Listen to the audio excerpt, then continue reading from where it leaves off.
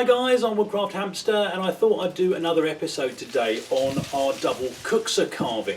Now since the last episode I've played around with this a bit. I've put some proper countersunk holes into the two screw holes that's going to hold this into our bench, and I've also put a couple of pilot holes into the centre of the Kuksas just to make carving these out initially with the gouge a little bit easier. Now I actually cheated a little bit and I used this. Now this is just a standard sort of flat bit for a wood drill, and it drills some nice big holes. Now one thing I wanted to mention just before we get started, if you are going to use one of these, now the reason I use this is partly because I've lent all my brace bits out to a friend of mine who's doing some work at the moment. This was all I had to hand. But if you are going to use something like this, and I don't really see anything wrong with it, is you need to pay attention to this point at the bottom. The reason being, if I just grab this, so obviously I've drilled down this far. It's not particularly far, it just helps us get started. But what you want to do is actually pay attention to the fact that if I'd gone much further, if you see as I'm going down, even though the hole is only going to be as deep as this flat top piece here, you've still got probably 10 mil on the bottom. So if you drill down as low as you want, you may end up going through and leaving a hole. And also, even if you do what I've done and come up to about here, you still have to carve down to get this kind of pointy hole out of the bottom, which you can kind of just see in the bottom there. So anyway, before I get started again, as I say, the other thing I wanted to mention, obviously if you've seen my previous video, I've obviously tarted up my workshop, I've streamlined things a bit, and one of the reasons for that is so I can now move this carving stump around a little bit. And the benefit that will give me, and I'll just give you a quick demonstration, I can now completely walk around every part of this carving stump, and I can get to things from every angle. So when this is screwed down, as it's going to be later on, you know, you can, when it was up against the wall previously, I would have real trouble sort of trying to come round and squeezing up against this wall and trying to get into it. So I've moved it out a bit just to give me a bit more versatility, and that means I don't have to unscrew it, move it round, so on and so forth. So again, just something to think about if you're setting up your own workshop as well. But anyway guys, what I'll do, I will just move camera angle around a little bit, and we'll make a start.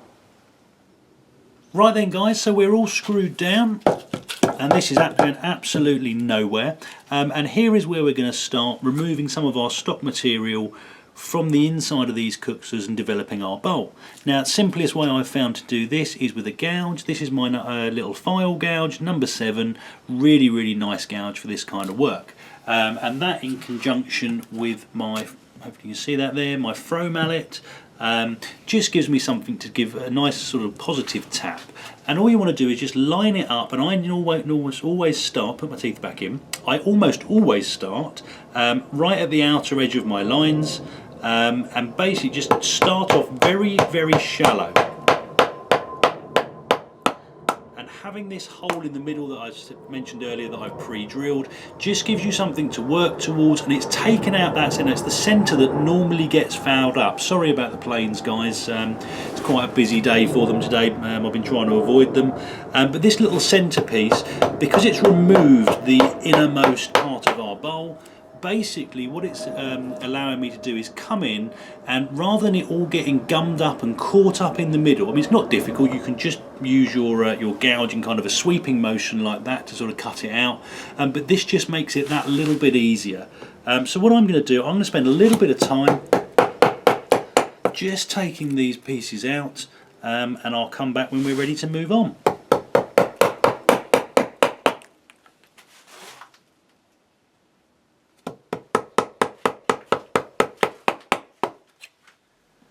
Right then guys, so we've roughed out our bowls, and we are down to sort of where the drill bit has stopped, or the flat part of the drill bit has stopped. We've still got, and hopefully you can see there, we've still got the holes from the little pointy end, and that's what we need to try and work out now. But because these are now sort of quite nicely roughed out, we're going to carry on using this same gouge, and we're just going to be using hand pressure just to start smoothing down these walls.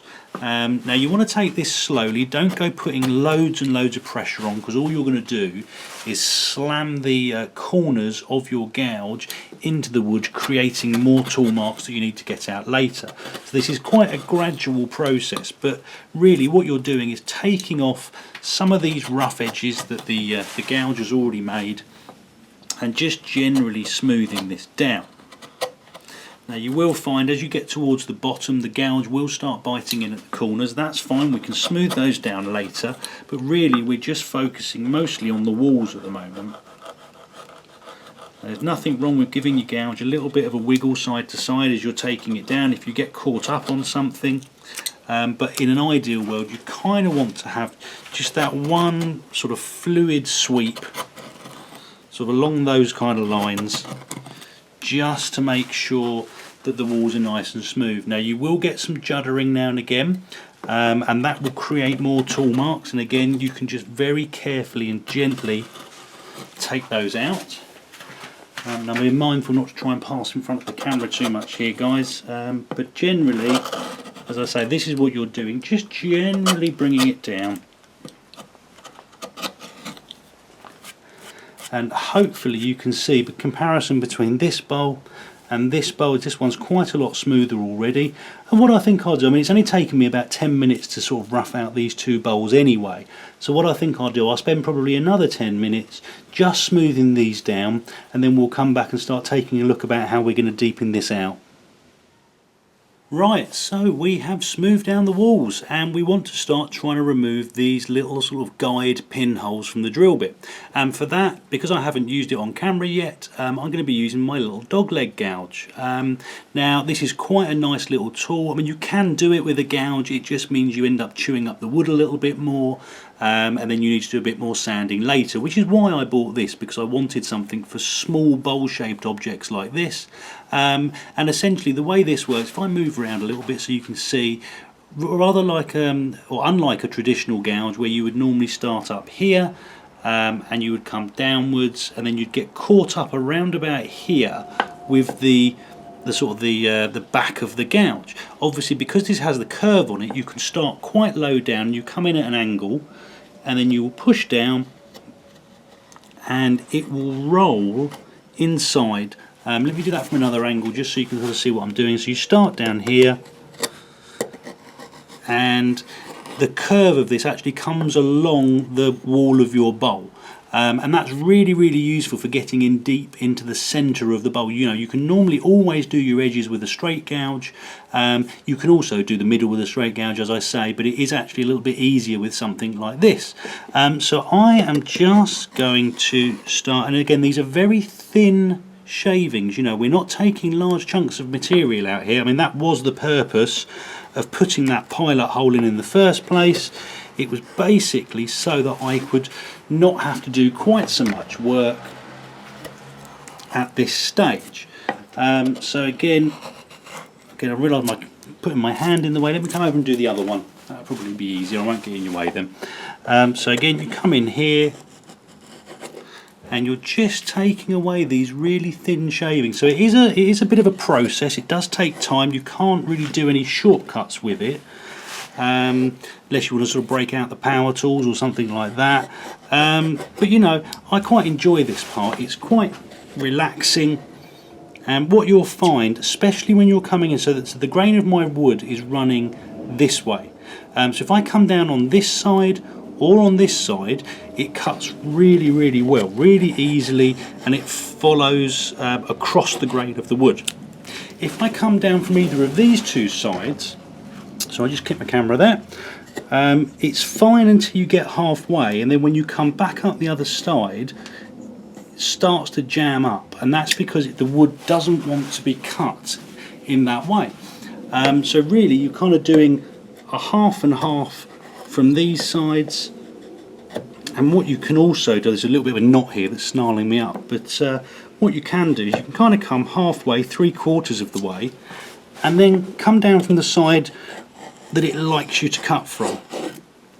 And that way you're deepening this every time you do that. Don't worry about the walls for the time being, because what we can do is either finish these down later with the flat gouge, or the straight gown should I say, or you can even use this one on the walls. It's a little bit fiddly. You can even come round this way with it, because it really does like to follow that curve of your bowl, and that's probably what I'll be doing in the next episode.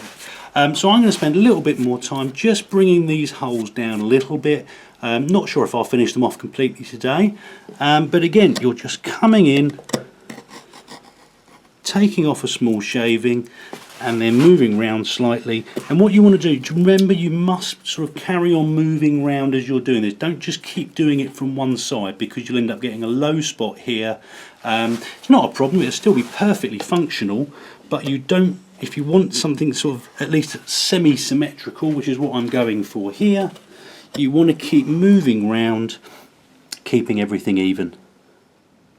Right then guys, so there we go, that's where I'm going to finish up for today, and as you can see, I'll give you a bit of a close-up. So we've got the bowls nice and well established, still a couple of those little pinprick marks in there, which I will work on between now and next episode, but the walls are fairly well smoothed down. We'll come back to that next episode where I'm going to kind of just move around with the dogleg gouge a little bit, get it to follow the line of the bowl, and hopefully that should give us a nice even bowl. And before I go, there's one other quick thing I wanted to mention. So as you know, I tend to keep my carvings in a plastic bag between sessions, helps them dry out a little bit more slowly, and really does help prevent splitting. Now, because this has been in the workshop for the last week in a bag, that bag is now soaked with moisture on the inside. And rather than leave it in there in that really wet environment, I've taken a new fresh bag, I've taken the shavings that we've done today, and this is now going to sit in there, closed up, a little bit more than that probably when I put it away, but closed up with a little bit of a gap so some of the moisture can escape. But it is quite important to either take them out of the bag periodically and let them dry, and if you have the opportunity, put them into a fresh bag with some fresh shavings. Now, you may have seen one of my previous videos about sporting and trying to sport your own pieces of work, and that's what I'm doing with this one. I could leave it in the other bag, but I think it's going to be a little bit too moist, and the shavings that are already in there are already starting to turn and starting to get some of that mould develop, and I don't want too much of that. So that's going to live in this new bag now for the next week until we come back. And that was about it, guys. So I hope it was useful. Comments and questions in the box below. Hit like and subscribe if you'd like to see more, and I hope you'll all join me next time. Thanks, guys.